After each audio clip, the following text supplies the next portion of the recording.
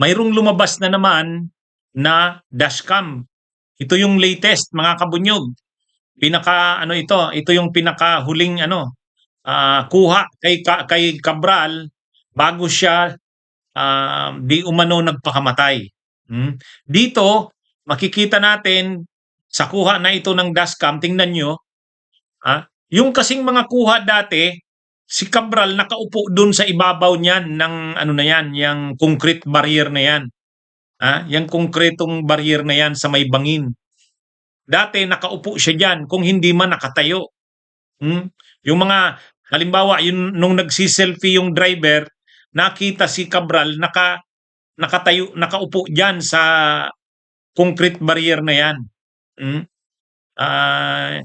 Pero ngayon, hindi na.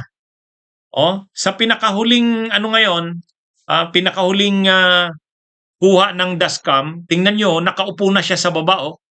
Sa pagitan ng dalawang concrete barrier, nandun siya sa gitna, nakaupo. Ibig sabihin, handa na siyang tumalon dyan. Mga kabunyog, handa na siyang tumalon dyan. Ayan, lakihan natin. Ayan. Kita nyo, mga kabunyog, ayan siya. Nakaupo na siya sa gitna, sa pagitan ng dalawang nakaupo na siya sa pagitan ng dalawang dati kasi nakaupo siya diyan sa ibabaw. Pero diyan hindi na, nakaupo na siya diyan sa gitna. Nasa baba na. Kumbaga handa nang tumalon. Diyan mga kabunyog, makikita diyan handa na siyang tumalon. Kaya ang nakukumpirma dito, mas tumitibay dito yung na talagang nagpakamatay. Kasi yung posisyon niya na yan, ibig sabihin handa na siyang tumalon.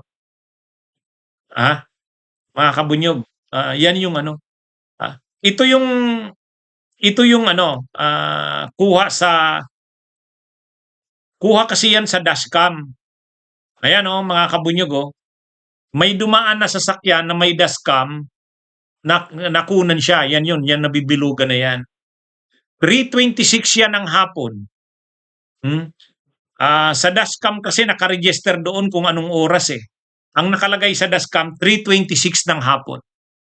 So, kung babalikan natin yung mga iba pang kuha ng dashcam, ay di ba ang nakalagay doon sa mga naunang mga kuha ng dashcam na pinakita natin, 2:47 ng hapon, umalis sila doon sa hotel nilang tinutuluyan. 2:47 ng hapon. Tapos ang sabi ng driver, nakarating sila doon diyan sa diyan sa kung saan nakuha ang bangkay ni Cabral. Nakarating sila diyan 3:00 ng hapon. At sabi daw sa kanya ng amo niya, si Cabral, iwan na muna siya doon, magre-relax lang. So umalis yung driver. Mga 100 meters doon sa may gasolinahan. Pag alis niya doon, wala na, hindi niya na alam kung anong nangyari. So ngayon, ang lumilitaw, ito na. Kumbaga, ito yung lumalabas na huling kuha kay Cabral na buhay pa. Ito yung lumalabas na huling kuha na buhay pa. Nakaupo na siya ngayon dyan nakaupo siya doon sa pagitan ng dalawang concrete barrier. At makikita sa posisyon niya, parang handa na siyang tumalon. Handa na siyang tumalon. Kaya ito mga kabunyog, mga kababayan. Yan yung lumabas ngayon na pinakahuling kuha kay Cabral. Ito yung pinakahuling kuha sa kanya na buhay pa siya. Nakaupo siya sa pagitan ng dalawang concrete barriers. At ang posisyon niya parang handa nang tumalon. Kung titingnan natin, ibig sabihin, pagkagaling pa lang ng Manila, parang plano na talaga ni Cabral magpakamatay. Unang-una, may mga nakuha sa kanyang may mga nakuha sa bag niya doon sa hotel. Doon sa hotel nang pinasok ito ng mga NBI at ng mga autoridad, may nakuha doon sa bag niya mga gamot, antidepressant at saka yung sa insomnia. Ibig sabihin, na siya, depressed na talaga siya at hindi na nakakatulog, may insomnia na, may mga iniinom ng gamot antidepressant. At ayon sa mga eksperto, ang epekto ng mga ano na may side effects yung mga gamot na yon, nakaka-trigger ng pagpapakamatay, ng pag-suicide. Kaya ano ito, yung pagpunta ng Baguio, parang planado na eh.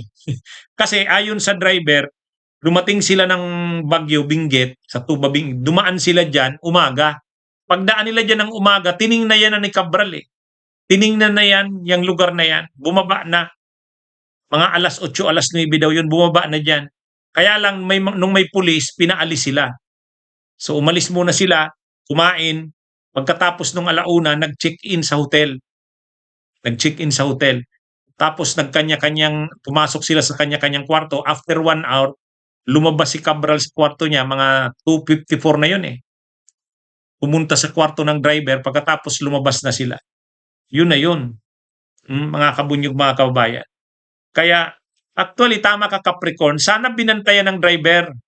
Kasi, nakikita niya naman na, hindi na normal ang ng amo niya. Kasi, sabi niya nga, masyado ng stressed at depressed.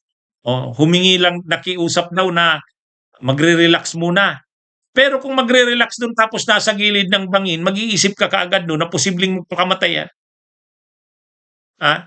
So yan mga kabunyog, at least yan na yung pinakahuling picture na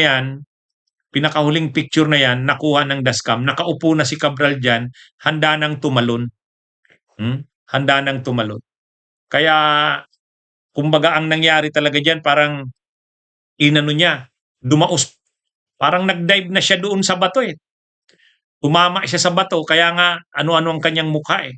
Wasak ang mukha, putol ang binti, bali ang kanyang mga ribs. Talagang grabe ang tama niya. Ibig sabihin, tumama talaga sa bato. Siguro, yan yung posisyon niya nung tatalo na siya. Yang nakikita natin. Kaya mga kabunyog, mga kababayan, sabi ng NBI, sumusubo na ito sa mga unang resulta ng investigasyon. Okay, mga kabunyog, mga kababayan, magandang araw sa inyong lahat. Mabuhay po tayo.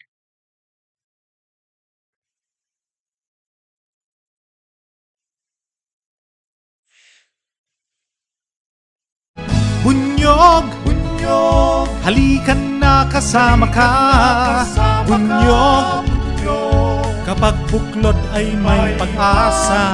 Luzon, Visayas, Mindanao, isa ang pananaw.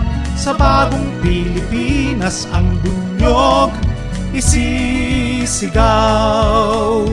Bunyog.